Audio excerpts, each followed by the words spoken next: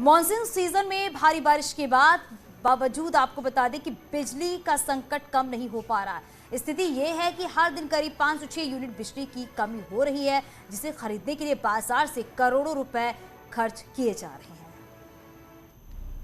उत्तराखंड में गर्मी के दौरान डिमांड के अचानक बढ़ने के चलते बिजली संकट गहराता हुआ नजर आया था। हालांकि मॉनसून आते ही प्रदेश में बिजली की कमी कुछ कम हुई है, लेकिन अब भी राज्य में बिजली का संकट बरकरार है। आंकड़े बताते हैं कि अभी प्रदेश में उत्पादन के लिहाज से डिमांड में ज्यादा अंतर है। प्रदेश में केवल 15 से 20 मिलियन यूनिट यूजेवीएनएल उत्पादन कर रहा है और खपत 50 से 52 मिलियन पहुंच चुकी है, जिनमें 22 मिलियन टीम केंद्रीय पूल से और करीब 10 से 12 मिलियन आज भी यूपीसीएल को बाजार से महंगे दामों पर खरीदना पड़ रहा है, जिसके लिए फिलहाल करीब 2 से 4 घंटे की ग्रामीण क्षेत्रों में जरूरत पड़ने पर बिजली कटौती की जा रही है। बीच में कभी कभी सिल्ट आ जाने के कारण यूजेवीएनएल के जो हमारे हाइड्रो के प्लांट्स हैं वो बंद हो जाते हैं, जिससे कि कभी कभी 100 से 200 300 मेगावाट लोड उनका जनरेशन कम होता है। उस वजह से कभी कभी दिक्कत आती है। उत्तराखंड के लिए बिजली संकट की सबसे बड़ी वजह राज्य में पिछले 10 सालों के दौरान बिजली उत्पादन का न बढ़ना है। तभी तो कुछ नई परियोजनाएं शुरू होने के बावजूद भी 10 सालों में उत्पादन करीब जस का तस बना हुआ है।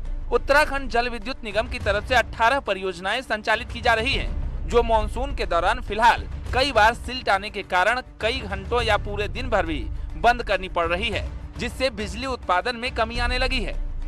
पिछले वर्ष के सापेक्ष इस वर्ष का जनरेशन देखें तो करीब 290 मिलियन यूनिट का जनरेशन हमने ज़्यादा किया है इसी पीरियड में, 1 अप्रैल से लेकर के 13 जुलाई तक। प्रदेश में बिजली की लगातार खपत बढ़ रही है और उत्पादन जस का तस। ऐसे में मॉनसून सीजन में परियोजनाओं में आने वाला सिल्ट भी अब बिजली उत्पादन में रोड़ा बन रहा है, जिससे अभी भी बिजली की समस्या से जनता को अभी भी दो चार होना पड़ेगा। न्यूज 18 के लिए देहरादून से सत्येंद्र बर्तवाल की रिपोर्ट। हरिद्वार में पति ने अपनी पत्नी को गला घोंटकर मौत की घाट उतार दिया और पुलिस के पास पहुंचकर अपने गुनाह की जानकारी दी। मामला हरिद्वार के खानपुर थाना क्षेत्र के डूमनपुरी गांव का है, जहां गृह कलश के चलते आवेश में आकर पति ने पत्नी की जान ले ली। वहीं पुलिस ने आरोपी को गिरफ्तार कर लिया है और मामले की तफ्तीश शुरू कर दी है।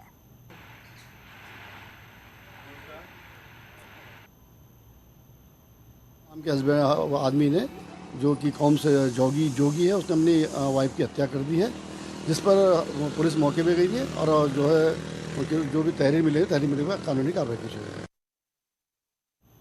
देहरादून की पटेल नगर पुलिस को एक बड़ी सफलता हाथ लगी है। पुलिस ने हत्या के 2 आरोपियों को गिरफ्तार कर मृतक का शव भी बरामद कर लिया है।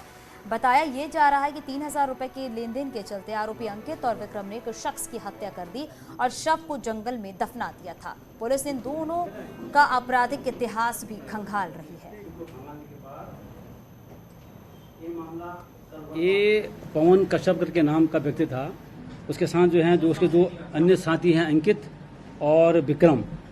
ये तीनों लोग शराब पीने के लिए जंगल की तरफ जाते हैं, नयापुर के क्षेत्र में शराब पी करके, और इन तीनों के बीच में कुछ लगभग 2 से 3 हज़ार की कुछ देनदारी का मामला था। उसमें उसी बात को लेकर के इनको काउंसलिंग हो जाती है।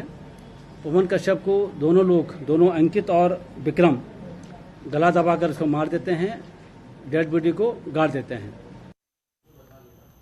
हरिद्वार के भूपतवाल इलाके में खुला डिग्री कॉलेज एक आश्रम के 5 कमरों में चल रहा है। हालात ये है कि डिग्री कॉलेज के नाम पर अभी तक कहीं भी जमीन तक नहीं दी गई।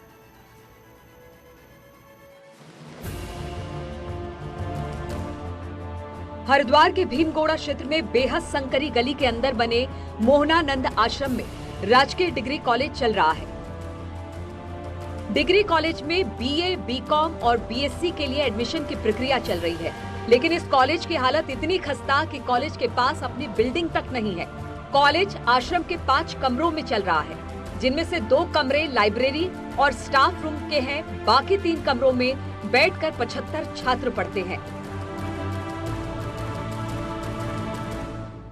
समस्या है, बिल्कुल समस्या है, क्योंकि हमारे पास अभी यहाँ पर बहुत ज़्यादा अपने आप को जिस तरह से प्रॉपर वे में हम कॉलेज महाविद्यालय चलता है उस तरह से नहीं चला पा रहे हैं, क्योंकि साइंस के बच्चों को भी हम प्रॉपरली प्रवेश नहीं दे पा रहे हैं, क्योंकि हमारे पास लैब की सुविधा नहीं है। डिग्री कॉलेज में अभी तक बिल्डिंग तो दूर, उसके नाम पर जमीन का भी अता पता नहीं है। वहीं उच्च शिक्षा मंत्री का दावा है कि बीए, बीकॉम और बीएससी की शिक्षा देने वाला ये पहला डिग्री कॉलेज है और जैसे ही जमीन उपलब्ध होगी, कॉलेज की भव्य इमारत बनाई जाएगी।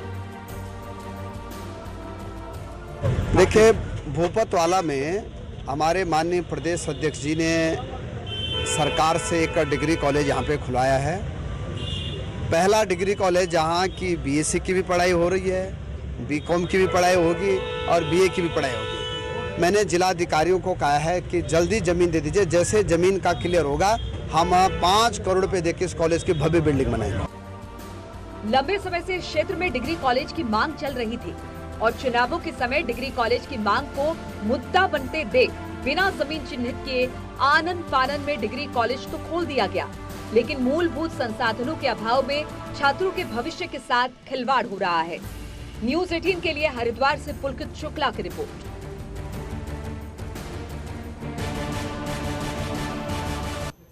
उत्तरकाशी में गौमुख जल भरने जा रहे कांवड़ यात्री की 3 किलोमीटर आगे पैदल मार्ग में हार्ट अटैक से मौत हो गई। कांवड़ यात्री का नाम प्रताप बताया जा रहा है, जो कि दिल्ली का रहने वाला है। ये अपने साथी के साथ गंगोत्री धाम से गौमुख जल भरने के लिए सुबह रवाना हुआ था, लेकिन रास्ते में उसकी मौत हो गई।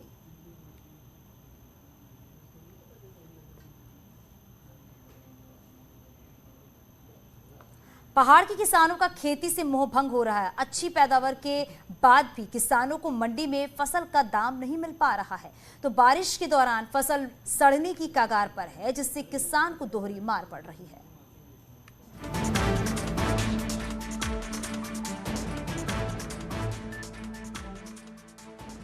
कभी मौसम की मार तो कभी दूसरी परेशानियां।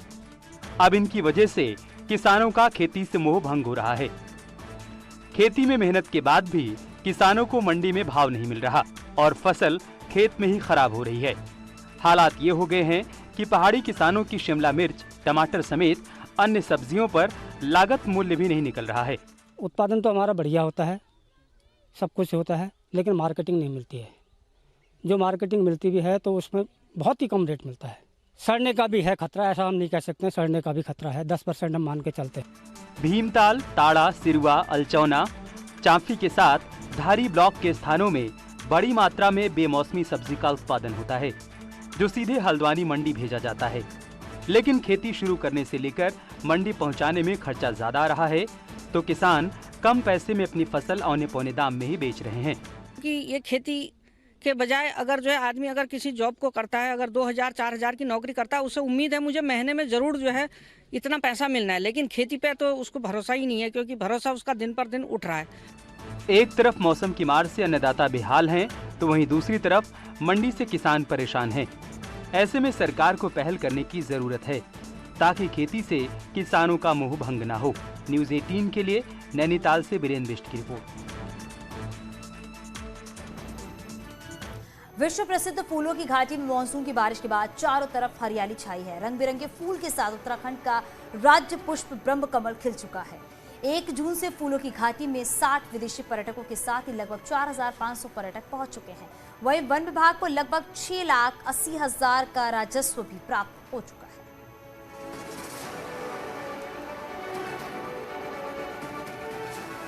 आज तक लगभग 4,500 टूरिस्ट पहुंच चुके हैं, जिसमें लगभग 60 विदेशी पर्यटक हैं। इससे विभाग को लगभग 6,80,000 की राजस्व प्राप्ति हुई है। जिला मुख्यालय उत्तरकाशी के निकट अलेत गांव में इष्ट घड़ियाल देवता मेले में श्रद्धालुओं की भारी भीड़ जुटी। देवता की डोली के साथ भक्तों के रासो नाच ने माहौल को भक्तिमय बना दिया। देखिए रिपोर्ट। ये देव नजारे हैं जनपद उत्तरकाशी जिला मुख्यालय के नजदीक अलेहत गांव में घड़ियाल देवता या घंटाघन महाराज के फुलियारी मेले की हैं, जहां देवता की झूमती डोली भक्तों के रासो नाच ने प्रकृति का अद्भुत समा बांध दिया। इससे पहले सावन पर ग्रामीण परंपरा के अनुसार बुगलियाओं से एकत्रित तरह तरह के सुगंधित फूल ग्रामीण घड़ियाल देवता की डोली के साथ मंदिर प्रांगण में पहुंचे। देवता की डोली जैसे ही पहुंची, बड़ी संख्या में श्रद्धालुओं की भीड़ उमड़ पड़ी। ग्रामीणों ने जहां देवता का आशीर्वाद लिया, वहीं पारंपरिक अंदाज में जमकर रासो नाच किया।